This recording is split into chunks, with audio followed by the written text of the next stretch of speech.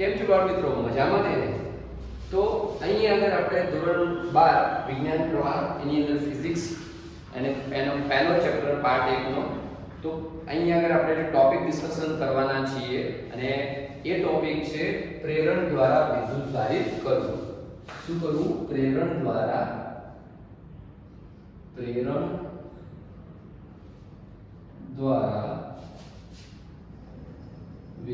ભારિત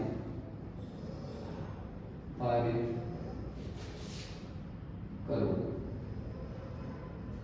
બરોબર છે? તો કરવું એને આપણે ઇંગ્લિશમાં કહીએ છીએ charging by induction. Charging by induction. બરોબર છે? તો પ્રેરણ જે છે અહીં આગળ આપણે પ્રેરણ કરવાનું છે તો એના માટે આપણે બરુ અને પ્લાસ્ટિકના સળિયાને આપણે સંપર્કમાં લાવીએ છીએ. તો બરુ અને પ્લાસ્ટિકના સળિયાને આપણે ઘસીએ તો પ્લાસ્ટિક અને એના સળિયા વચ્ચે જે છે બરોબર છે તો અહીં આગળ જો સમાન વિદ્યુતભાર ઉત્પન્ન કરીએ આપણે બરોબર છે તો સમાન વિદ્યુતભારની અંદર આપણે ખબર છે તો અપાકર્ષણ થાય અને અસમાન વિદ્યુતભાર વિદ્યુતભાર હોય તો આકર્ષણ થાય છે. તો અહીં આગળ બરુ અને પ્લાસ્ટિક વચ્ચે આપણે સમાન વિદ્યુતભાર ઉત્પન્ન થતો હશે તો શું થશે? અહીં આગળ આકર્ષણ થશે અને જ્યારે હવે પ્લાસ્ટિકના સળિયાને બરુ સાથે ઘસાયા પછી પ્લાસ્ટિકના સળિયા પર જે છે ઋણ વિદ્યુતભાર ઉત્પન્ન થયો છે તો પ્લાસ્ટિકના સળિયાને આપણે શું કે કાચના સળિયા સાથે ઘસીશું તો કાચના સળિયા પર આપણને શું મળશે? કાચના સળિયા પર જે છે બરુ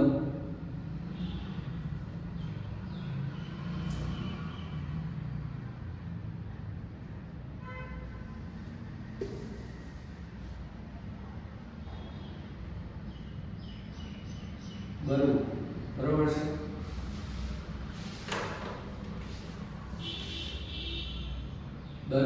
બરુ અને પ્લાસ્ટિકનો સળિયો. શાનો સળિયો? પ્લાસ્ટિકનો સળિયો. હવે અહીં આગળ જે મિત્રો જે છે તો અહીં આગળ આપણે ઋણ વિદ્યુત હવે પ્લાસ્ટિકના સળિયાને આપણે કાચના સળિયાના આપણે સંપર્કમાં લાવીએ છીએ. શું કરીએ છીએ? સંપર્કમાં લાવીએ તો અહીં આગળ કાચના સળિયા પર આપણને જે છે ધન વિદ્યુતભાર મળશે. બરોબર છે? કાચનો સળિયો આપણને મળે છે જેના પર શું થશે કે ધન વિદ્યુતભાર આપણને જોવા મળશે. બરોબર છે? આ રીતે એના પર ધન વિદ્યુતભાર જોવા મળશે. હવે આ કાચનો સળિયો જે ધન વિદ્યુતભારી છે મિત્રો બરોબર છે તો એને આપણે ધાતુના એના પહેલા આપણે બે ગોળા પસંદ કરીએ સ્ટેન્ડ પર એને ગોઠવીશું. જ્યારે એ ગોઠવીએ એ વખતે એની પરિસ્થિતિ શું હોય છે તો એની વાત કરીએ. આ આપણો ધાતુનો એક ગોળો છે બરોબર છે. આ એક ગોળો છે પછી આપણી જોડે આ બીજો ગોળો છે. અમુક અંતર અહીંયા રાખેલું છે આ ગોળા વચ્ચે બરોબર છે. ગોળા વચ્ચે અમુક અંતર આપણે રાખેલું છે બરોબર છે. આ રીતે ગોળા વચ્ચે આપણે અંતર પણ આપણે રાખ્યું છે એટલે કે ચાર્જ અહીં વહી ના જાય. કોઈ પણ જે પ્રેરણ થાય તો એ વહી ના જાય. બરોબર છે? આ બીજો ગોળો છે આપણી જોડે બરોબર છે. હવે આને આપણે નામ આપીશું ગોળો A. આ A છે આપણો A ગોળો છે. આપણો ગોળો A છે ગોળો A અને આ આપણો ગોળો B છે બરોબર છે. હવે અહીં આગળ ગોળો જે છે આ બે ગોળો સ્ટેન્ડ પર ગોઠવેલો અવાહક સ્ટેન્ડ છે ગોળા વાહક છે પણ અહીં આગળ બંને વચ્ચે કોઈ પણ પ્રકારનો સંપર્ક નથી. સાથે સાથે અહીં આગળ મિત્રો જે છે કે અહીં આગળ શું જોવા મળે છે કે કોઈ પણ પ્રકારનો કોઈ પણ ચાર્જ વડે અહીંયા પ્રેરણ આપણે કરતા નથી. તો અહીં આગળ જે છે તો અહીં આગળ જે છે કેવી કે રેસ્ટ પરિસ્થિતિ જોઈ શકાય. પ્રેરણની દ્રષ્ટિએ વિરામની પરિસ્થિતિ આપણે જોઈ શકીએ. હવે એને આપણે કન્ડિશન A નામ આપીશું. હવે આપણે એક થોડો ફેરફાર કરીએ છીએ કે આપણે કાચનો સળિયો અહીંયા આગળ લીધો કાચનો જે સળિયો લીધો આપણે બરોબર છે સળિયો. હવે સળિયાની અંદર આપણે વાત કરીએ તો અહીંયા આગળ હવે આપણે આ ગોળાને સંપર્કમાં ગોઠવી દઈએ. આપણે શું કરીએ, પહેલા આ ગોળાને આપણે સંપર્કમાં ગોઠવી દઈએ. આ ગોળાને આપણે આ રીતે સંપર્કમાં ગોઠવી દઈએ. બરોબર છે. આ ગોળાને આમ આપણે સંપર્કમાં ગોઠવી દઈએ. હવે સંપર્કમાં ગોઠવીએ. હવે આ કાચના સળિયાને આપણે જે છે આમના ગોળા A ના સ્થાને આપણે લાવી દઈએ છીએ. ગોળા આ આપણો B છે. હવે આને ગોળા A ના સ્થાને આપણે લાવીએ છીએ. શું લાવીએ છીએ આપણે? શું લાવીએ છીએ? ગોળા A ના સ્થાને આપણે લાવીએ છીએ. એની નજીક લાવીએ છીએ, એવું કહીએ આપણે. નજીક લાવીએ. શું કરીએ છીએ આપણે? તો એના નજીક લાવીએ છીએ. હવે આપણે એને નજીક લાવીએ છીએ, દેખાય છે મિત્રો? બરોબર છે. તો અહીંયા આગળ આપણે શું કરીએ છીએ? અહીંયા આગળ આપણે આ નજીક લાવીએ છીએ. હવે એના પર જે છે પ્લાસ્ટિકના સળિયા પર કયો ભાર છે? તો ધન વિદ્યુત ભાર છે. કેવો ભાર છે? તો પ્લાસ્ટિકના સળિયા પર જે છે તો ધન વિદ્યુત ભાર છે મિત્રો. બરોબર છે. તો પ્લાસ્ટિકના સળિયા પર જે છે ધન વિદ્યુત ભાર આવેલો છે. હવે ધન વિદ્યુત ભારને કારણે ગોળા આ જે ગોળો જે છે તો એના પર જે છે શું એની સામેની સપાટી પર ઋણ વિદ્યુત ભાર પ્રેરણ થાય છે. હવે મિત્રો ખાસ યાદ રાખો, જ્યારે ધન વિદ્યુત ભાર પ્લાસ્ટિકનું સળિયું ધરાવે છે તો એની સામેની બાજુમાં હંમેશા પ્રેરણ ઋણ હશે, અને ઋણ હશે તો ધન હશે, એ રીતનું. અને આ જે ગોળો જે છે અહીંયા સંપર્ક થયેલો છે, અહીંયા સંપર્ક થયેલો નથી. એટલે સંપર્ક થયેલો એટલે આપણે એમ કહીશું કે સમગ્ર રીતે આ એક જ ગોળો કહેવાય, અથવા એ રીતે ચાર્જની દ્રષ્ટિએ. બરોબર છે. હવે આની સામેની બાજુ જે છે પ્રેરણ જે B દિવાલ પર જે છે ધન વિદ્યુત ભારનું પ્રેરણ આપણે જોઈએ છીએ. કયા પ્રકારનું? ધન વિદ્યુત ભાર. તો આ આપણી કન્ડિશન B થઈ. બરોબર છે. હવે આના પછીની કન્ડિશનની વાત કરીએ. આના પછીની કન્ડિશનની આપણે વાત કરીએ.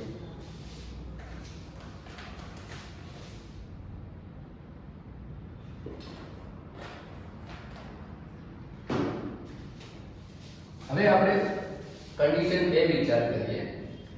હવે આપણો જે આ જે ધાતુના ગોળાઓ છે, ધાતુના જે ગોળાઓ છે થોડું કદાચ રાઉન્ડ પ્રોપરલી ના થાય તો સમજી લેજો, બાકી ગોળાઓ જ છે આપણા. બરોબર છે.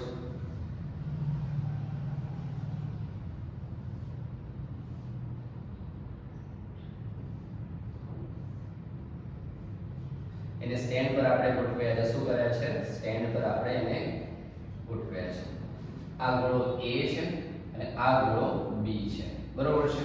અને અહીં આગળ આપણો આ કાચનો સળિયો જે છે આ રીતે એની નજીક જ છે. બરોબર છે. હજુ આપણે એને દૂર ખસેડ્યો નથી, થોડોક આપણે એને દૂર ખસેડવાનો પ્રયત્ન કર્યો છે. તો હવે અહીં આગળ જે છે ગોળા A અને B ની પરિસ્થિતિમાં કોઈ ઝાઝો ફેરફાર, આ જે ડિસ્ટન્સ છે ને આપણે એવું સમજીએ બહુ માપનો ફેરફાર છે. બરોબર છે.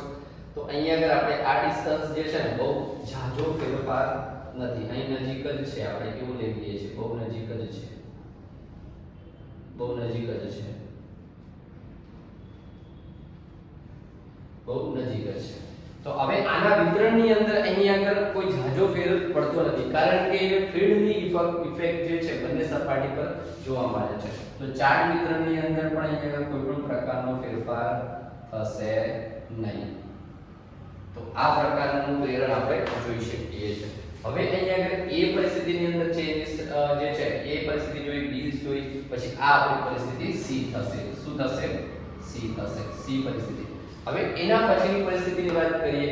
હવે આપણે શું કરીશું કે આ જે છે પ્રેરણ થાય છે. આ શું થાય છે કે આ સળિયાની મદદથી ગોળા પર શું થાય છે? પ્રેરણ થાય છે.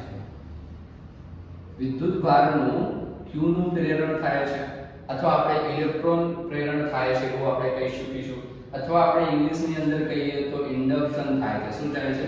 ઇન્ડક્શન. ઇન્ડક્શન એ જ પ્રેરણ મિત્રો. ઇન્ડક્શન એટલે કે પ્રેરણ. તો ઇન્ડક્શન એ જ પ્રેરણ. હવે આના પછીની આપણે વાત કરીએ તો આપણે કાચના સળિયાને આપણે ધન વિદ્યુતભારી કાચના સળિયાને આપણે શું કરીએ છીએ? દૂર કરી દઈએ છીએ. દૂર કરી દઈએ છીએ તો અહીંયા આગળ શું જોવા મળશે આપણને?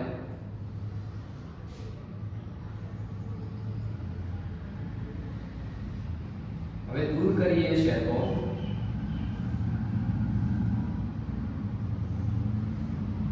હવે આ જે છે ગોઠવણીની અંદર આપણે જોઈએ આ આપણો A ગોળો છે અને આપણો B ગોળો છે. હવે દૂર કરતા અહીંયા આગળ જે છે અહીંયા આગળ જે છે આ અલગ રીતે અને પોતપોતાની રીતે જે છે ફરીથી પુનઃ વિતરણ થાય છે. અહીંયા આગળ શું થાય છે? ચાર્જનું પુનઃ વિતરણ થાય છે. પણ અહીંયા આગળ ઇન્ડક્શન તો આપણે જોવા મળે જ છે, બહુ આપણે ઝાઝા દૂર નથી કર્યા, પણ જે અહીંયા આગળ સળિયાની મદદથી જે પ્રેરણ થતું સળિયાને આપણે દૂર કર્યું છે. તો આ ઋણ વિદ્યુતભારનું પ્રેરણ જે છે અહીંયા આગળ આ રીતે એનું ડિસ્ટ્રીબ્યુશન, ધન વિદ્યુતભારનું આ રીતે એનું ડિસ્ટ્રીબ્યુશન કે પુનઃવહેંચણી જોવા મળે છે. આ આપણું C અને આપણું આ D માં આ રીતે જોવા મળે છે. બરોબર છે. હવે છેલ્લે આપણને જે અહીંયા આગળ પુનઃવિતરણ શરૂઆત થઈ જાય છે.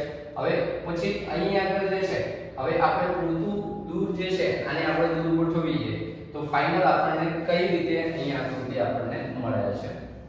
તો પુનઃ આપણે અહીંયા આગળ એને આ રીતે આપણું જે છે પૂરતા ડિસ્ટન્સે આપણે એને ગોઠવીએ તો શું પરિસ્થિતિ જોવા મળે છે? તો અહીંયા આગળ આપણી જે છે D અને E અને આ આપણો A છે, આ આપણો B છે. તો એ પોતપોતાની રીતે જે છે એ શું કે ગોઠવણી થાય છે. બરોબર છે. તો અહીંયા આગળ જે ચાર્જની જે અસર જે છે કાચના સળિયાના ચાર્જ ધન વિદ્યુતભારની અસર બિલકુલ નાબૂદ થાય છે અને પોતપોતાની રીતે અહીંયા આગળ જે પ્રેરણ અહીંયા આગળ જોવા મળે છે. તો ઇન શોર્ટ આપણે અહીંયા આગળ શું જોયું? પ્રેરણ દ્વારા વિદ્યુત પારિત કરવું. આપણે શું કર્યું? પ્રેરણ કર્યું એટલે કે ઇન્ડક્શન કર્યું. બરોબર છે કે કોઈના મદદથી આપણે ધાતુના ગોળાની અંદર શું કરી દીધું? આપણે ઇન્ડક્શન કર્યું. ફરીથી આપણે આખી રીત જોઈએ. જ્યારે અહીંયા આગળ આપણે વિદ્યુતભાર વિહીન અથવા ધાતુના બે ગોળા લીધા. એના પહેલા આપણે જે બરુ અને કાચના પ્લાસ્ટિકના સળિયા સાથે ઘસતા કાચના સળિયા પર આપણને ઋણ વિદ્યુતભાર મળે. તો પ્લાસ્ટિકના સળિયાને આપણે કાચ સાથે સંપર્કમાં કરતા કાચની અંદર આપણને ધન વિદ્યુતભાર મળ્યો. તો ધન વિદ્યુતભારને આપણે શું કર્યું? આ જે જોડેલા અથવા નજીક રાખેલા બે ગોળા સાથે એના સંપર્કમાં મૂકી અને અહીંયા નજીક જે છે કાચનો સળિયો લાવતા અહીંયા પ્રેરણ થયું. એક સપાટી પર માઈનસ અને બીજી સપાટી પર ધન વિદ્યુતભાર. એના પછી આપણે અહીંયા આગળ થોડું ડિસ્ટન્સ બે ગોળા વચ્ચે વધારતા તો અહીંયા આગળ કંઈ પણ પ્રકારનો ફેરફાર થતો નથી, જે જોઈ શકીએ. હવે પછી થોડુંક આપણે અંતર આપણે જે કાચના સળિયાને આપણે હટાવી દઈએ છીએ તો એમાં પુનઃ વિતરણ થાય છે અને પછી આપણે પુનઃ વિતરણ પછી આપણે જ્યારે આ દૂર કરીએ છીએ, કમ્પ્લીટલી દૂર મૂકીએ ત્યારે એ પોતાની રીતે જે છે તો રીઅરેન્જિંગ થતું હોય છે ચાર્જ. બરોબર છે. હવે આ જે વિડિયો તમને કેવો લાગ્યો, આના પછી તમારે કઈ બીજી થિયરીની જરૂર હોય તો એ પણ જણાવજો અને આવા જ પ્રકારના થિયરીના વિડિયો તમને મળતા રહેશે. તો આવજો બાળ મિત્રો, મળીએ.